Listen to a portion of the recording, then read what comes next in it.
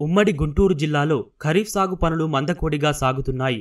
June నెల ఆరంభం నుంచి వానలు కురవకపోవటం, దాదాపు 40 డిగ్రీల వేడి వాతావరణం కొనసాగటం పంటల సాగుకు ప్రతికూలంగా మారింది. దీంతో వ్యవసాయ పనులు ముందస్తుగా మొదలయ్యే పల్నాడు జిల్లాలో పత్తి, మిరప విత్తనాల కొనుగోళ్లు నెమ్మదించాయి.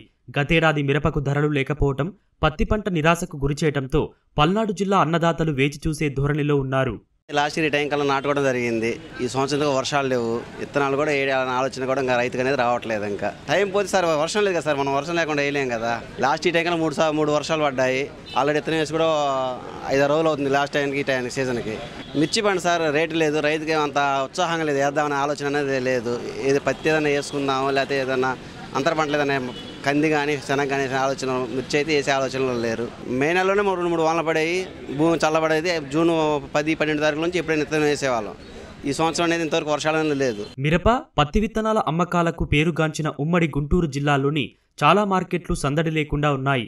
జూన్ 20 నాటికి సుమారు 50-60% పత్తి విత్తనాల అమ్మకాలు జరగాల్సి ఉండగా ప్రస్తుతం 25-30% మాత్రమే జరిగాయి. తెలంగాణ నుంచి ఈసారి రైతులు రాకపోవడం, స్థానికంగాను రైతులు పూర్తి స్థాయిలో సాగుకు ఉపక్రమించకపోవడంతో విత్తన కొనుగోళ్లు మందకోడిగా సాగుతున్నాయని వ్యాపారులు చెబుతున్నారు. ఈ సంవత్సరం విత్తనాల వ్యాపారం చాలా ఇబ్బందికరంగా ఉందండి. కాటన్ పరిస్థితి ఎంతో వస్తుందని ఊహించుకొని ఈ కాటన్కి మేము ముందుగా అడ్వాన్సులు కట్టేసి, తర్వాత ఈ కాటన్ ఏకరేజ్ ఇక్కడ సఫిషియెంట్గా పడక తెలంగాణ వాళ్ళు వస్తారనుకొని ఊహించుకొని మేము ముందుగా ఎక్కువగా అడ్వాన్సులు కట్టేసి, ఇప్పుడు వాళ్ళు రాకపోగా అక్కడే వాళ్ళు కొనుగోలు చేస్తున్నారు కాబట్టి ఇక్కడ సేల్స్ తగ్గేసి ప్రస్తుతం అయితే చాలా తక్కువ రేట్లకి ఇబ్బందికరమైన పరిస్థితులు అయితే ఎదుర్కొంటున్నాం సార్. ఇక్కడ ఏటా ప్రతి సంవత్సరం కూడా ఈ పాటికి 60% నుంచి 70% సేల్ వచ్చేది సార్. ఇప్పటికీ 30% మాత్రమే వచ్చింది సార్ సేలు. గురజాల మార్కెట్కి నల్గొండ జిల్లా, కొంత వరంగల్ జిల్లాలో కొంత పార్టు, అటు మహబూబ్ నగర్ జిల్లాలో కొంత పార్టు వచ్చేవాళ్ళండి ఇక్కడికి ఎక్కువగా. ఈ సంవత్సరం రాకుండా ఆగిపోయారు సార్ వాళ్ళు కూడా. అక్కడ ఉండే పరిస్థితుల వల్ల అక్కడేమో షాపులు ఇక్కడ వాళ్ళే పోయి అక్కడ పెట్టడం ఇవన్నీ జరగడం వల్ల కొంతమంది ఆగిపోయారు సార్. అందువల్ల ఇక్కడ పూర్తిగా సేల్స్ తగ్గింది సార్. వాతావరణం అంటే ఈ 10 రోజులు కొంచెం వర్షాలు లేక ఇట్లా ఉండి రైతు వ్యవసాయం చేయాలన్నా కూడా చాలా ఇబ్బందికరమైన పరిస్థితి అండి. లాస్ట్ ఇయర్ మిర్చి వేసిన వాళ్ళంతా కూడా మిర్చి రేట్ లేక బాగా లాసిపోయారు.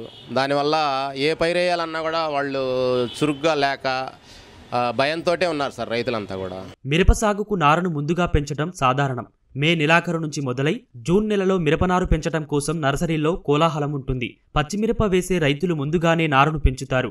నర్సరీలో రైతులు తమ విత్తనాలను ఇచ్చి నారు పెంచుకోవటం 70% పైగా ఉండగా 30% వరకు నర్సరీ యజమానులు నారును విక్రయిస్తారు. కానీ ప్రస్తుతం చాలా నర్సరీలు ఖాళీగా కనిపిస్తున్నాయి. ఈ నర్సరీలో వంగ, టమాటా, పచ్చిమిర్చి, ఆర్మూరు, తేజాలు ఎక్కువ పెంచుతామండి. ఈ ఆట ఈ టైంలో బాగా ఫుల్గా బిజీగా నర్సరీలన్నీ నిండిపోయేదండి. ఈ టైం కల్లా ఇప్పుడు ఎవరు రైతులు వచ్చి పోయమంటం లేదు, మేము కూడా ధైర్యం చేసి పోయలేకపోతున్నాం. ఈ మిరగాయల రేట్లు లేని వలన బాగా దెబ్బ కొట్టిందండి నర్సరీ వాళ్ళకి కానీ రైతులకు కానీ. జూన్కి పచ్చికాయ వచ్చేసి యాతకు వచ్చేదండి, నారు బెక్కెళ్ళి రైతులు వేసుకునేవాళ్ళు జూన్ 1 తారీఖులలోనే. ఇప్పుడు ఏంటంటే రైతులు ఎవరు రాలేదు, మేము కూడా ధైర్యం చేసి పోయలేదు, ఆగిపోయిందండి. పచ్చికాయ అయితే వాళ్ళ సగం మాది సగం ఉంటుందండి. ఎండుగాయకు వచ్చేసరికి 30% 75% వాళ్ళది ఉంటుంది, 20% మాది ఉంటుందండి. ఈ సంవత్సరం ఏం అర్థం కాని పరిస్థితి ఉందండి. రైతులు వస్తారా లేదా అన్న ఆలోచనలో ఉన్నాం. అట్టని మేము ధైర్యం చేసి ముందుకు వెళ్ళి పోయలేకపోతున్నాం. పోతే అమ్ముడు బాధ్యత లేదా అని మేము ఆగిపోయినామండి.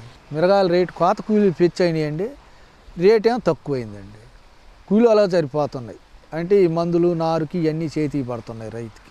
ఈ నల్లి, తామర పురుగు వచ్చిన కానించి ఖర్చులేమో పెరిగిపోయినాయి, రేట్ ఏమో తగ్గిపోయింది. వాతావరణం కొంచెం తేడా ఉంది, రేటు తేడా ఉంది, రైతు దగ్గర డబ్బులు లేదు. అందువల్ల ఈ 3 ఎప్పటి కొట్టినాయండి, ఒకటి కాదండి. జూన్ నెలాఖరు వచ్చినా సరైన వర్షాలు లేక పంటలు సాగు కాని పరిస్థితి నెలకొంది. దీంతో ఈ ఖరీఫ్లో మెట్ట పంటల సాగు జాప్యమయ్యే పరిస్థితి నెలకొంది.